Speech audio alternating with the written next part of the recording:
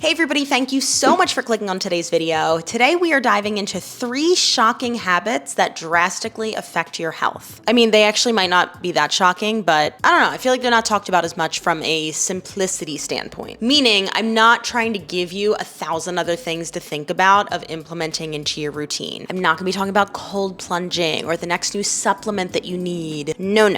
These are already pillars that are probably in your daily life, but they might not get as much focus as things like your workouts or your nutrition. So today we're simply gonna shift the focus to them so you can understand how important they are.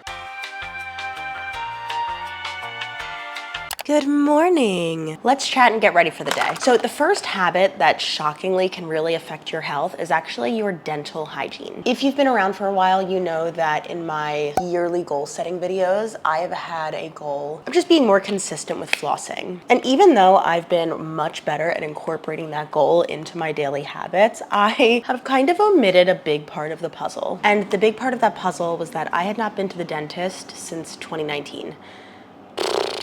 Hear me out. So I went to the dentist in 2019, then obviously 2020, COVID happened. And then, I don't know, 2021, and it was still like weird times, and then it just got away from me, and then I just started to get really anxious about going. I already have a lot of anxiety when I go to the dentist, and you know when you just like procrastinate something, and then you just like put it off and put it off and put it off, and you're like, it'll be fine, but it's not. It was that type of situation. Now the other part of this is that I've actually never had dental insurance as an adult because and sometimes dental offices, or even just like doctors' offices in general, get really weird about you paying out of pocket. Like I don't really know what it is, like if they're anxious you're never gonna pay or something, but every other time I have an issue with a new doctor, like scheduling an appointment if I do have to pay out of pocket. So add that into the anxiety of just like going to the dentist in general, I push it off. So that's why I was very excited when earlier this year, Wally reached out to me and wanted to establish some type of partnership. Now, Wally is essentially flat fee preventative dental care. With your annual membership, you do get unlimited cleanings, unlimited whitenings, and unlimited oral exams. They are located in New York City. They have 4 different locations: Williamsburg, Tribeca, Midtown East, and the Upper East Side. You can book directly through their site or through their app. And if you need more advanced care, like getting a cavity filled, they can refer you out to other dental offices at a discounted rate. I also want to quickly remind people or just inform people that I'm not an expert in insurance options. I can really only speak to my personal experience, and also coming from my experience of quite honestly just having like really good genetics with my teeth. Always had strong teeth, strong hair, strong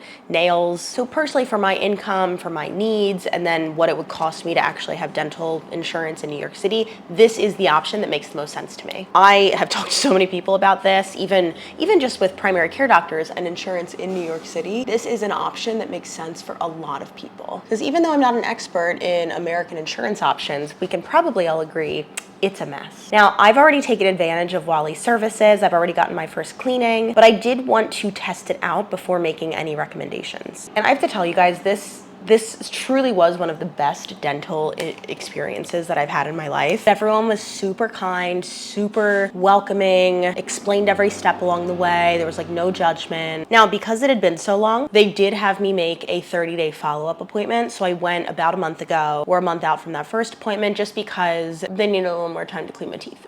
So before we go over there today, I do have to teach a class, and then we're just gonna get changed and head to the Midtown East location. But I do wanna quickly touch on how your dental hygiene can actually affect your health and what the current studies and science shows us. So quite simply, your teeth are part of your body, and it's a part of your body that can develop bacteria quickly if you don't keep up with regular hygiene. Studies over the years have shown that poor dental hygiene has been linked to issues like heart disease, osteoporosis, respiratory disease, diabetes, among a host of other chronic issues. So this is simply another health promoting habit that we want to instill in our daily routine. Now, I'm not going to sit here and say there is a direct link between oral hygiene and having a heart attack, but I will say the more healthy habits you introduce into your life, the lower that risk is, right? It's the same thing with strength training. It's the same thing with getting in your daily steps. It's not that these things directly cause or prohibit chronic health issues, but these long-term studies have shown that the more of these healthy habits you adapt, trapped, the less likely your chances are of ending up with one of those chronic issues. So pretty simple, right? We'll meet back up when we're heading over to my appointment. Come with me to the dentist. I've never had dental insurance as an adult and always hated the added burden of paying way too much out of pocket for a simple cleaning.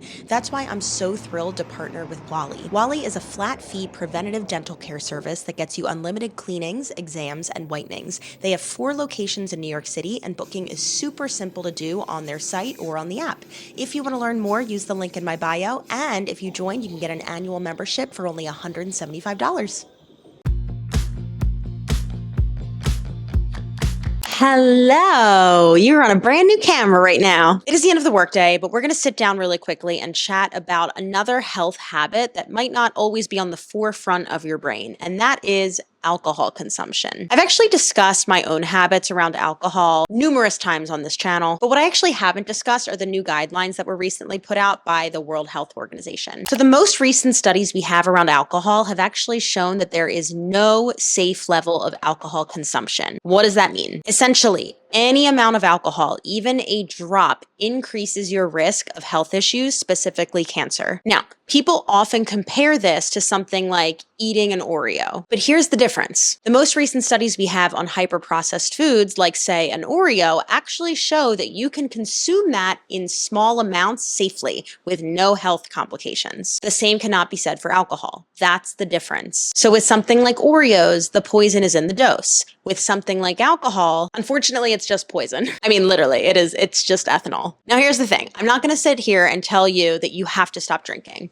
I'm not going to sit here and say that I'm going to stop drinking. And I will also not sit here and say that for your health, alcohol in moderation is okay, because the science shows otherwise. What I will sit here and confidently say is that everyone could probably benefit from taking a step back and just assessing their alcohol consumption habits. And do those habits support the life that you want to lead? Personally, I want to add up as many health promoting habits as possible to potentially live the longest, healthiest life possible. But part of that long, healthy, happy life includes enjoying it along the way. And look, I'm not trying to sit here and say that I need alcohol to enjoy life or that you need that to enjoy life. But this gets tricky because alcohol is very ingrained in a lot of different people's cultures and societies. So for me right now, I know in moderation is still going to be part of my life, and that might change. But here are the boundaries that I've set up for myself, and I'm very confident in standing behind for right now. So I won't drink at home unless it's an Eagles game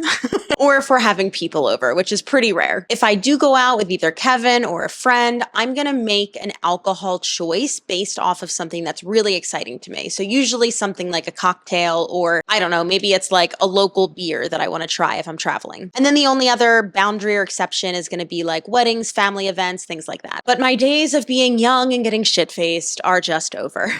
Not only to support my health, but also just as you get older, I'm sure we know you don't feel great. Now, if you're somebody who has created the ritual for yourself of ending the workday, rewarding yourself with a beverage, maybe try to play with it and make it a non-alcoholic one. That is something that I have done. It has been super, super helpful to have fun little drinks in the house. And I have found that I still get that same satisfaction of like the reward, the treat at the end of the day without the negative health complications of ingesting alcohol. So let's take a field trip to the kitchen and we are going to make my new favorite end of day beverage. All right, step 1, you need a cup. It's so short.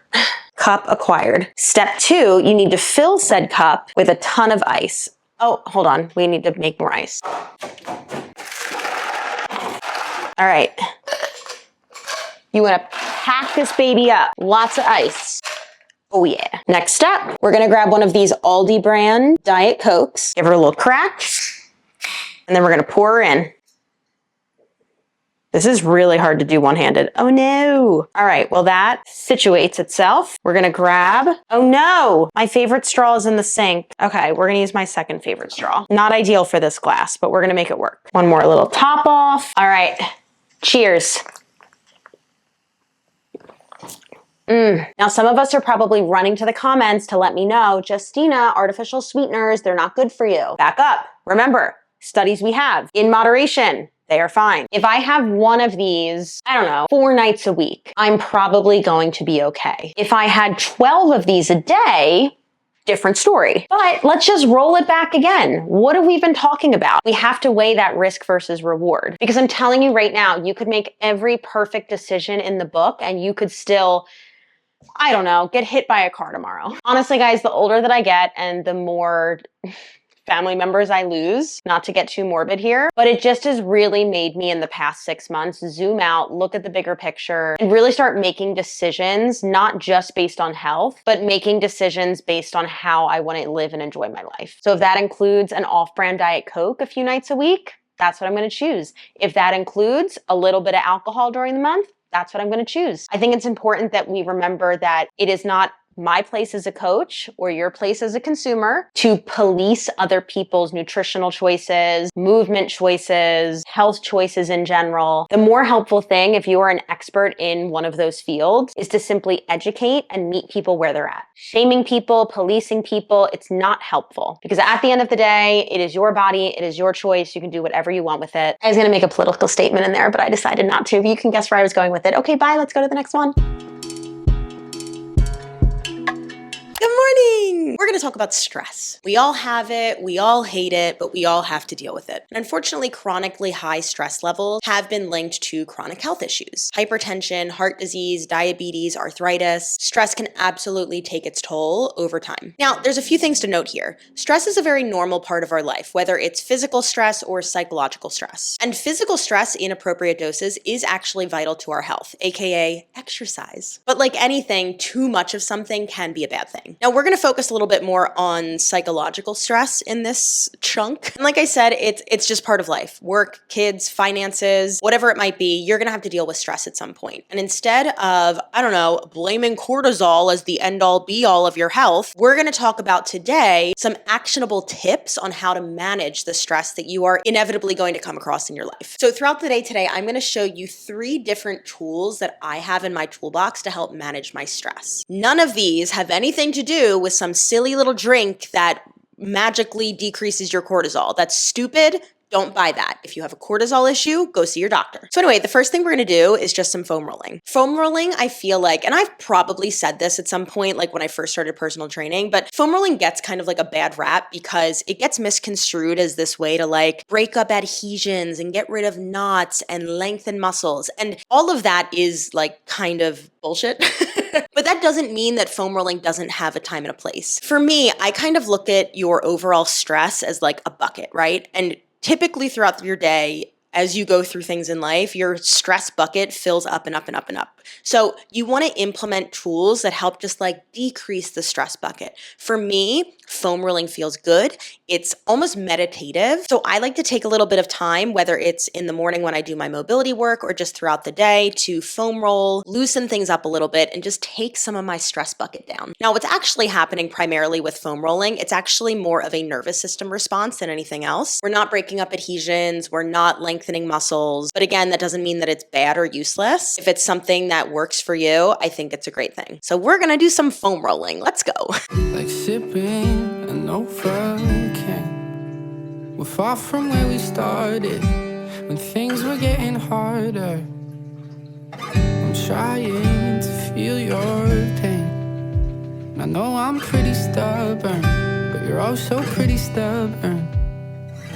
I'd never talk about our next move, and it's getting old.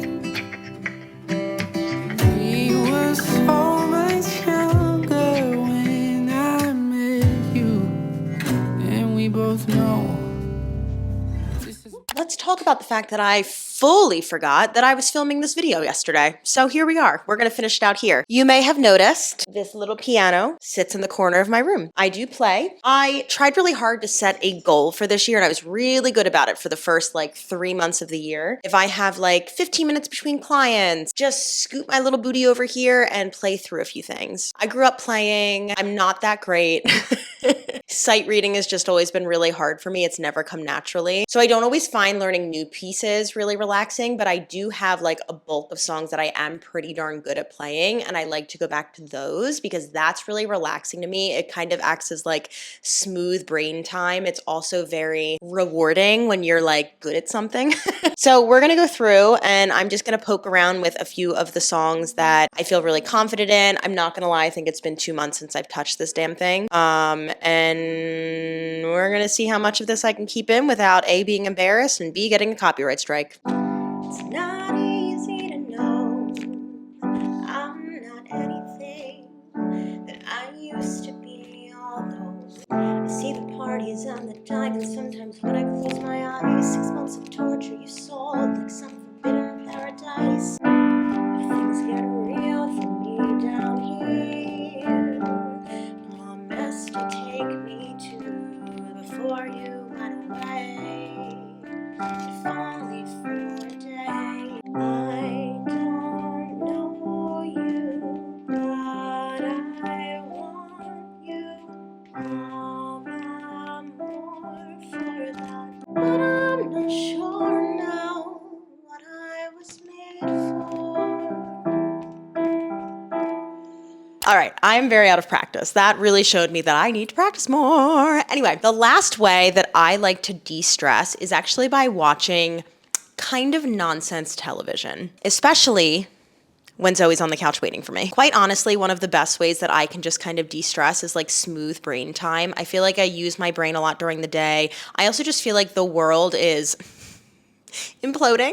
So just by watching things that are easy to watch, honestly just kind of like trash television, really does help me like return my stress bucket back down to neutral. A few of the things that I'm loving right now, there's actually, guys, there's so much trash to watch right now. First and foremost, Below Deck, Sailing Yacht just came back. Second up there, Love is Blind. Definitely very excited to start watching the 7th season. Third thing on my list, 1,000-Pound Sisters. Don't even come at me for that. And then finally, I wouldn't call this trash TV, but this is just like cozy vibes, The Great British Bake Off. I would love to hear what mind-numbing, smooth brain TV you are watching right now. I feel like that type of stuff is better than like doom scrolling on TikTok, to be honest. So hopefully this video just gives you a little bit more insight into these pillars of health that maybe aren't on the forefront, maybe aren't talked about as much, but are just as important as things like sleep, nutrition, and exercise. If you have any questions, make sure you leave them down below. Let's you know what? Let's sign off with giving Zoe a little kiss. Zoe, you're the 4th thing on the list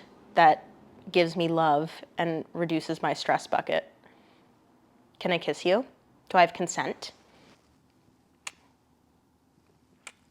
Do you like it? I feel like she hated everything about that. Thank you guys so much for watching. Give your pets a kiss on the forehead for me, and I will see you in the next one.